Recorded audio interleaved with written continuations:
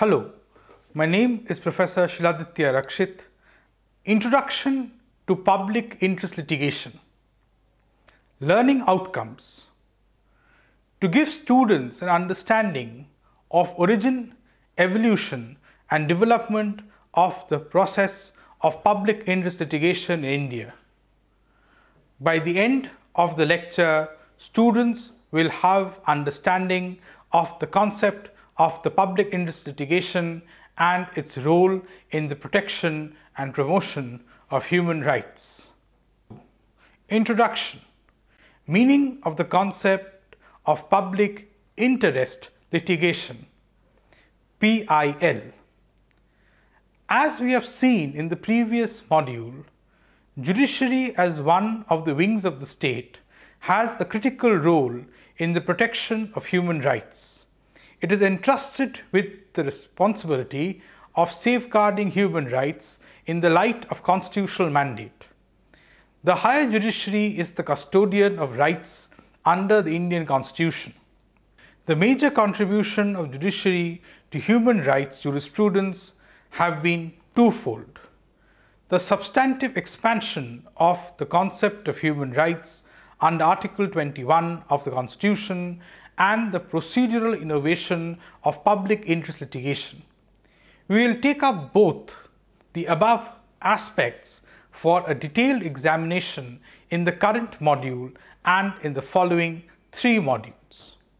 One of the overarching aims of the law and the legal systems has been to achieve justice in the society, and public interest litigation, PIL, has proved to be a useful tool in achieving this objective. The phrase public law litigation was first prominently used by the American academic Abraham Cheye to describe the practice of lawyers or public-spirited individuals who seek to secure social change through court-ordered decrees that reform legal rules, enforce existing laws, and articulate public norms. Public interest litigation is a product of time and circumstances. It did not spring from any specific constitutional provision or legislative code, generally through affirmative action in cases where the general public or ascertainable sections of the public are aggrieved. Public interest litigation in India is primarily judge-led and even to some extent judge-induced, the product of juristic and judicial activism on our Supreme Court. The term public interest means the larger interests of the public, general welfare and interest of the masses. Oxford English Dictionary, 2nd edition, volume 12.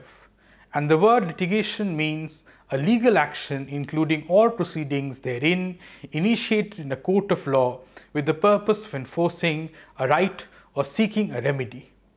According to Black's Law Dictionary, public interest litigation means a legal action initiated in a court of law for the enforcement of public interest or general interest in which the public or class of the community has pecuniary interest or some interest by which their legal rights or inabilities are affected. In simple words, public interest litigation means any public-spirited citizen can move/approach the court for the public causes, for public interest, for public welfare by filing a petition in the Supreme Court under Article 32 of the Constitution or in the High Court under Article 226 of the Constitution or before the court in magistrate under Section 133 of the Code of Criminal Procedure 1973. Over the last 3 decades or so, the device of public interest litigation has come to be recognized as a characteristic feature of the higher judiciary in India. PIL has played a major role in the facilitation of human rights. From time to time, courts have made significant pronouncements on a variety of issues such as prisons and prisoners, the police, the armed forces, children, child labor, bonded labor, urban space, environment and resources, consumer issues, education, politics, elections, public policy and accountability, etc. 3. Constitutional basis for public interest litigation. Part 3 of the Indian Constitution enumerates a Bill of Rights within Article 12 to 32. The development of the concept of PIL has been made possible by the expansive interpretation given by the Supreme Court of India to Article 21 of the Constitution. This article reads as follows: "No person shall be deprived of his life or personal liberty except according to the procedure established by law." In Maneka Gandhi vs. Union of India, the Supreme Court took the view that the right to life in Article 21 included all the aspects of life which combined to make human life meaningful, complete, and worth living. The right to life, it said, encompassed a right to all these components which together make up life, such as tradition, culture, and heritage. By the construction of Article 21, the Supreme Court has become, as it were, the judicial arbiter of the entire corpus of rights which determines the quality of human living. It is an enormous responsibility, but one which the Court considers essential to the promotional modern welfare of society.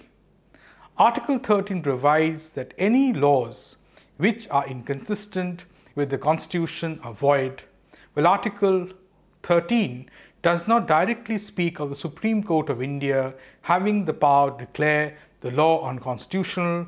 This has been taken to be the structural assumption of the Constitution and in particular of Articles 13 and 32.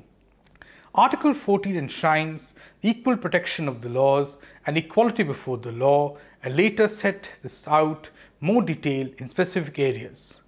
Article 19 is one of the most fundamental rights, safeguarding freedom of speech, association, assembly, the right to move and reside within the territories of India and to practice any trade or profession.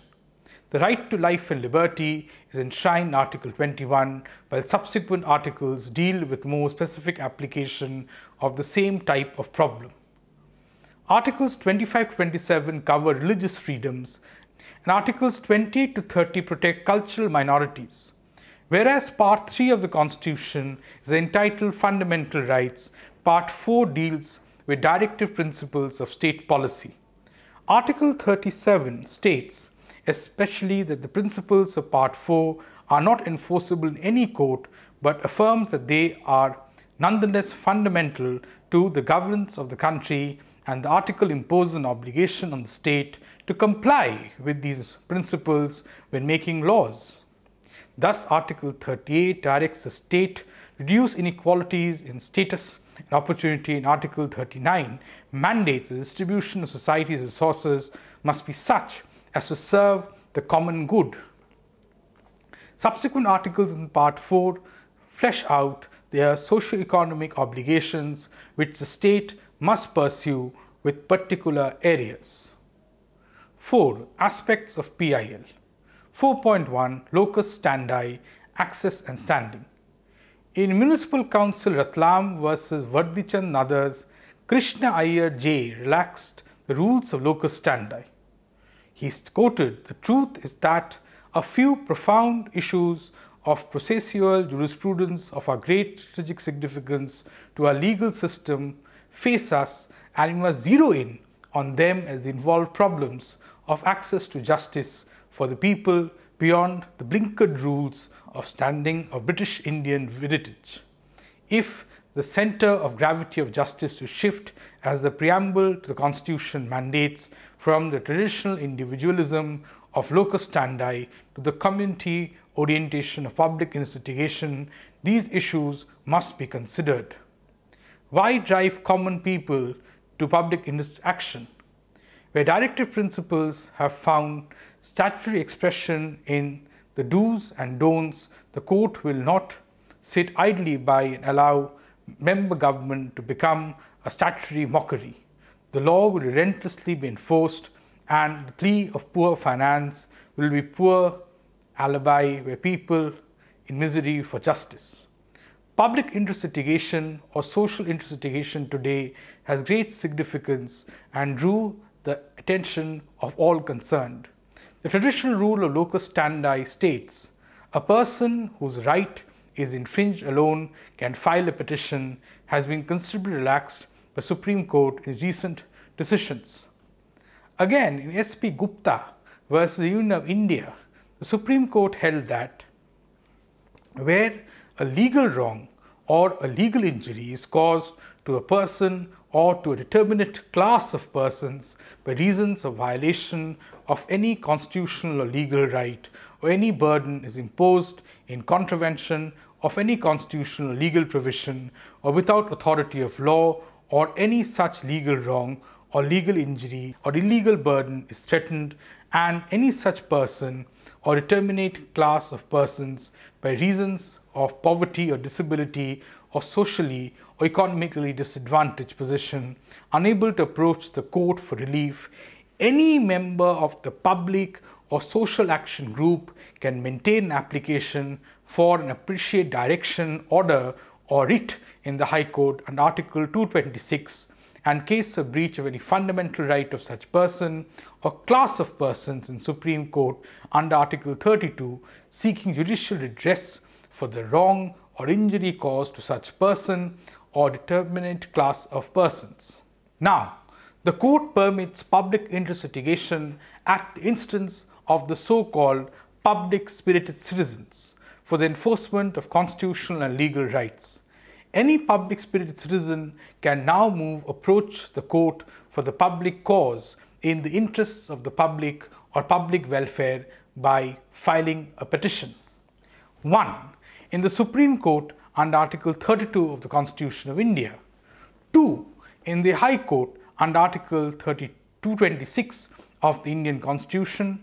And 3. In the Court of Magistrate under Section 133 of the Code of Criminal Procedure.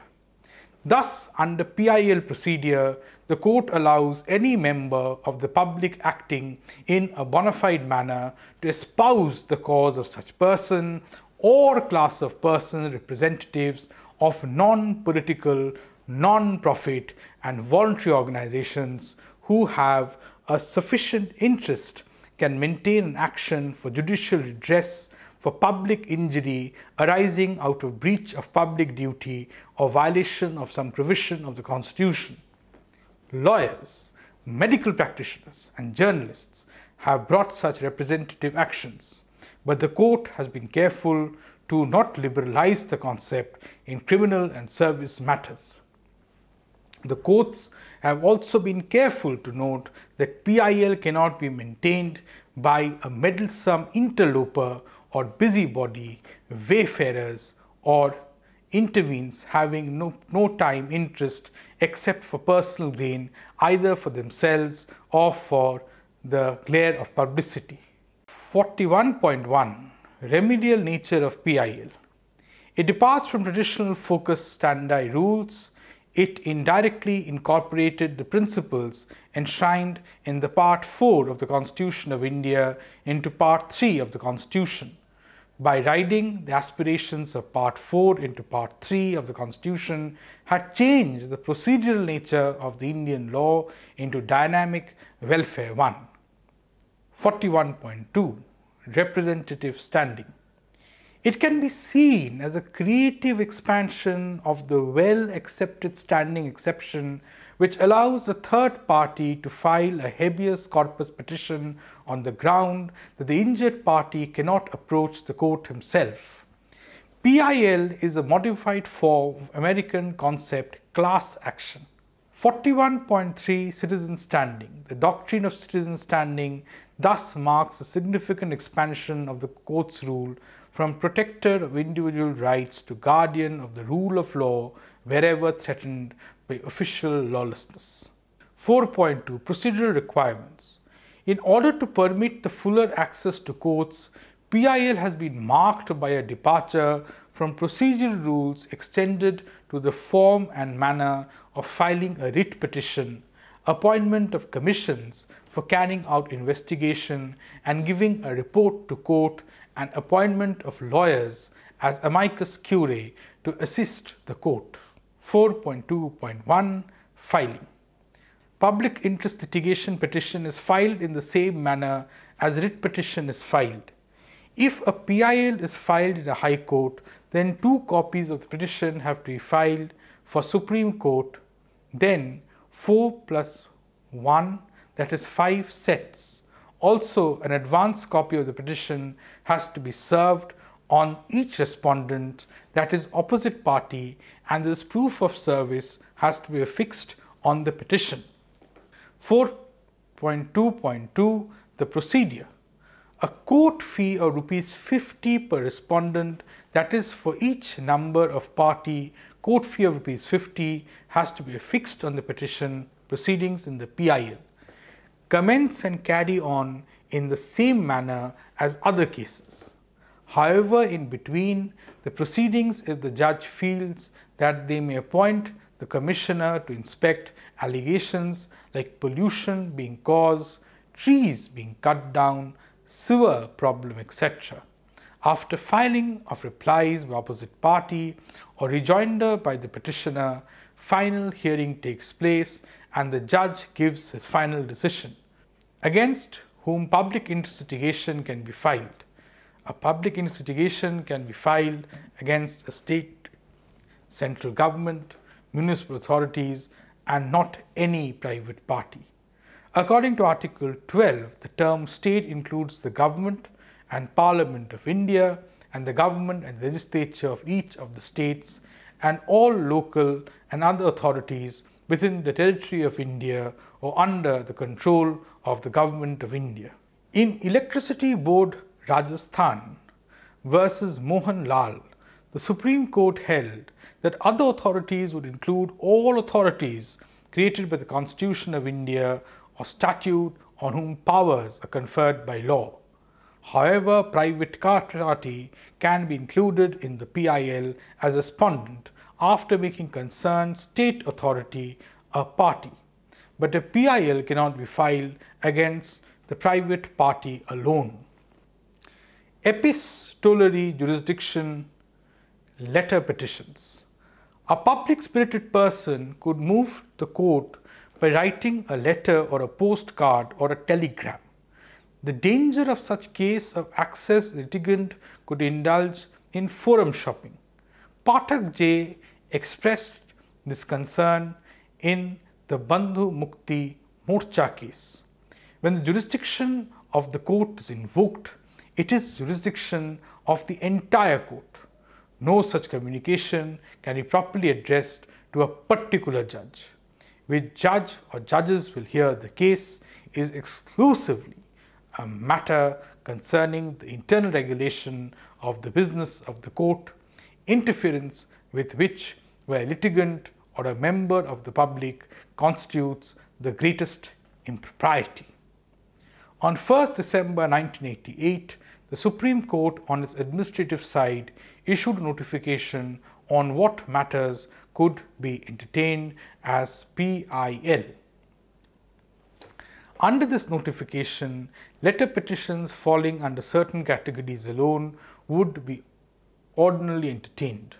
These included matters concerning bonded labor, neglected children, petitioners from prisoners, petitioners against the police, petitions against the atrocities on women, children, and scheduled castes and scheduled tribes, etc. The notification also sets out the matter that ordinarily were not to be entertained as PIL, such as landlord-tenant dispute, service matters, admission to medical and other educational institutions. The notification also laid down the procedure. The petition first would be screened in the PIL call and thereafter it would be placed before a judge to be nominated with Honorable Chief Justice of India for directions. 4.4 Non-adversarial. In traditional adversarial system, the lawyers of each party are expected to present contending points of view to enable the judge to decide the issue for or against a party. In PIL, there are no winners or losers, and the mindset of both lawyers and judges can be different from that in ordinary litigation. The court, the parties, and their lawyers are expected to participate in resolution of a given public problem. It is a collaborative and cooperative effort for the purpose of making human rights meaningful in the weaker sections of community. 4.5 Amicus Curiae. A PIL petitioner is appointed by the court in order to draw attention towards the matter. This person has no personal stake in the matter. Court expects these periods to be conscious of his or her obligations to the cause being examined and conducts him or herself accordingly. This person cannot withdraw the petition on their free will. The court may take over the conduct of the matter if it feels that in interstate of justice the issues should be decided irrespective of the wishes of the petitioner. The PIL petitioners may be inarticulate or may not be able to maintain the necessary detachment from the cause of PIL. In such case, the court may be better assisted by a lawyer who understands the legal dimensions of the issue and is objective in his or her approach towards the cause. The lawyers aiding the courts in such situations are called as amicus curiae.